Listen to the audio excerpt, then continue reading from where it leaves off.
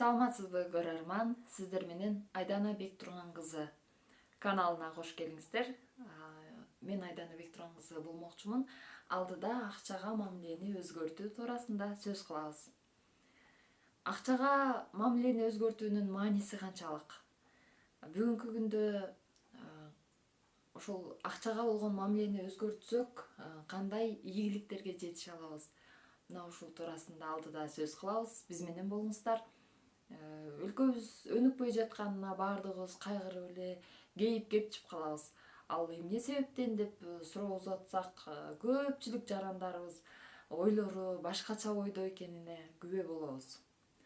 Алардан сага бай болгон жагабы деген суроону бере турган болсоң, ар кандай шылтоолорду айтышат. Жок, мага бай адамдар жаман адамдар, алар ичип жеген адамдар, алар акчасы туура эмес жол менен келген адамдар деген ойдо жүрүшкөн болушат да. Ушул суроо, ушул жооп менен иликтей турган болсок, чын эле бай адамдар жаман адамдар, ал эми кедейлер жакшы адамдар болуп келип чыгат да.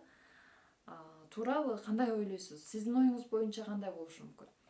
Бул чын эле бай адамдар жаман адамдарбы деген суроону узата турган болсок, бул өтө эле туура эмес болуп калат.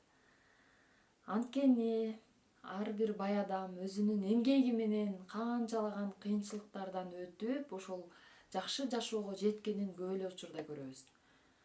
Учурунда эгемберди Табалдиевди билебиз. Мына ошондой дүйнөдө чоң көптөгөн бир генийлерди билебиз. Өзүнүн канчалаган эмгектери менен, эмгектин арты менен ийгиликтерге жетип, ошол байлыкка жеткендигин. Ал эми жаман жолдор менен баягы байлыкка жеткендер бир 10 жыл жыргашы мүмкүн, 5 жыл жыргашы мүмкүн, бирок келечеги жок экени баарыбызга маалым болуп эле учурда андай нерсенин күбөсү болуп жүргөнүбүз дагы көп. Күбөсү деле болуп атабыз. Мына ушул нерселерди эске алганда, бай адамдардан дагы жакшы адамдарды тапса болот.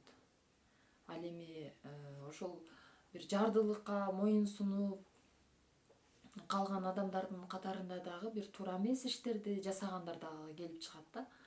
Ошондуктан биздин жарандарыбыздын оюн өзгөртүшүбүз керек.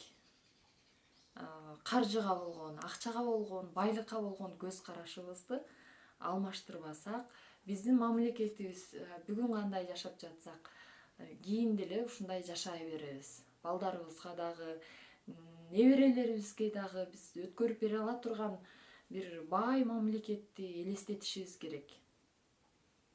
Туурабы? Келечеги жок, бир карызга баткан мамлекетти эч ким каалабайт болуш керек өзүнүн баласына муундан муунга өткөрүп бергенге. Туурабы?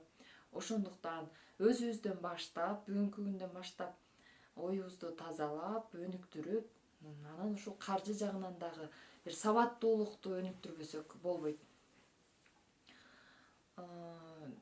Бир көптөгөн мисалдарды көрүп жүрөбүз. Мисалы, кедей адамга бир миллионду карматып, ошол эле байга дагы ошол эле миллионду карматып туруп, анан экөөнө бирдей убакыт берип койсоң, баягы кедей адам 2 жылдан кийин мурдагандай болсо, 2 жылдан кийин деле ошондой калыпта көрө аласың да. Бай адамды андан да байлыгы көп, андан да бир ийгиликке жеткенин көрөсүң. Же болбосо бай адамдан бир ууру кирип, болгон байлыгын уурдап кетсе деле, бир 2 жылдан кийин кандай мурдагандай бай болгон болсо, ошол бийликке, жакшы нерселерге, өзүнүн бардар жашоосуна жетип алган болот да. Бул эмне себептен деп ойлоно турган болсок, чындыгында биздин акылыбыз, оюбуз мына ушул нерселерге баардыгына себепкер экен. Ошондуктан кайсыл бир учурда ойдогу жаралган нерсе бүгүнкү учурда биздин колдонгон, күнүмдүк жашоодо колдонгон каражаттарыбызга айланды. Ошол эле телефонду алып карай турган болсок, ошол эле камераны алып карай турган болсок, ошол эле бизге жарык берген светтерди айтып карай турган болсок, кайсыл бир учурда бир адамдын же болбосо бир коомдун ою болгон болот да. Ошондуктан бүгүндөн баштап биз оюбузду тазалап, жаман ойлордон тазалап турушубуз керек. Баягы күн сайын адам болуу эң кыйын деген бул эң туура. Биз бир күнү баягы адамбыз да, эркин жашагыбыз келет, өзүбүз каалагандай жашагыбыз келет. Кандайдыр бир эрежеге баш ийгенди жаман көрөбүз. Ошондуктан көп кыйынчылыктарга кезигебиз. Баягы баш ийбегендин айынан, мисалы өзүбүзгө өзүбүз бир тарбиялап, өзүбүздү өнүктүрүү жагынан бир күн өнүктүрөбүз, 2 күн өнүктүрөбүз. Мисалы спорт менен машыксак да ошондой. Спорт менен бир күн машыгып, 2 күн машыгып, анан 3-күнү жөн эле коеюнчу деп таштап койгон ушундай инсандарды көп көрүп калабыз. Бул өзүбүздү өзүбүз башкара албагандык. Өткөн программада бул нерсеге кайрылганбыз. Эгер биз өзүбүздү өзүбүз башкара билсек, башкаларды да башкара алабыз. Эгер өзүбүздү өзүбүз башкара албасак, өзүбүздүн тилибизге, дене мүчөбүзгө ээ боло албасак, анда башка бирөөлөрдү башкаруу жөнүндө ойлонбой эле коюшубуз керек. Туурабы?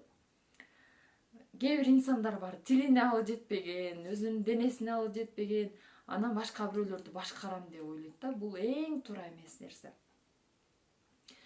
Ойду тазалоо жөнүндө университетте окуп жүргөндө мен бир жетекчи, эң жакшы көргөн эжейим дагы айтып жүрчү эле.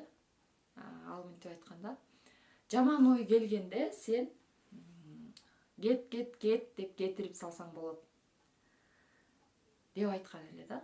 Бул эң туура нерсе экен. Чын эле мен иш жүзүндө ашыра баштадым. Оюмда жаман нерсе ойлонуп, баягы адамбыз да. Бир күн маанайыбыз жакшы болот, бир күн жакшы эмес болушу мүмкүн. Бул погодага дагы, күн аба ырайына да байланыштуу болушу мүмкүн, же болбосо бир өзүбүздүн кийимибизге байланыштуу болушу мүмкүн. Ушундай учурлар кезигет. Маанайыбыз жок болгон учур. Ошондой учурда жаман ойлор келе баштайт. Өзүңдү керексиз сезе баштайсың. Ошондой учурда жок кет деп туруп, баягы жаман ойдун баардыгын тосуп, психологиялык абалда өзүңдү образдуу түрдө элестетип, өзүңө баягы жаман ойлорду тосуп киргизбей кое алсаң болот экен да, көрсө. Ушул нерсени сиздер дагы жасап көрүңүздөр. Жаман ойдон арылып, жакшы жашоого баардыгыбыз аракет кылалы. Анткени бай адам жаман адам эмес. Бул ар бир адамдын баягы ичинде 5 кол тең эмес дегендей жакшысы дагы, жаманы дагы бар. Ал эми байлыкты жаман кылган бул адамдар болушу мүмкүн, ошол эле оорулукка барып, ошол эле бирөөнүн ырыскысын жегендер, бул дагы байлык жаман болгондуктан ошондой нерсеге барган жок. Бул адамдар жаман болгондуктан. Мына ушул нерсени түшүнүшүбүз керек да баардыгыбыз. Ал эми акчага эмне эле акча деп айтып атасың дешиңиздер мүмкүн. Сиздерди түшүнөм. Мисалы кедей адамга суроо берип, сиз бай болгуңуз келеби десең, жок, мен ушундай эле жашагым келет, мен бактылуумун деп коет да. Бирок өмүр бою кыйналып, өмүр бою өмүрүн арнап, өмүр бою ден соолугун кетирип, эмгек кылып, анан үй бүлөсүн бакканын көрөбүз. Ал эми бай өлкөнүн жарандарына барып суроо берсең, албетте мен бай болгум келет дейт. Эмне себептен десең, өзүм эркин болгум келет, өзүм убакытты кенен пайдалангым келет, мен акчанын кулу эмес, акча менин кулум болгонду жакшы көрөм дейт. Акча мени артыман ээрчип турса, мына ошондо мен кыялдарымдын баардыгы орундалат деп айтат да. Биз жашообузда акчаны биринчи орунга койбой, ал нерсени биз үчүн байлык, ал биздин кыялдарыбызды орундатуучу каражат катары эле көрүшүбүз керек. Мына ошондо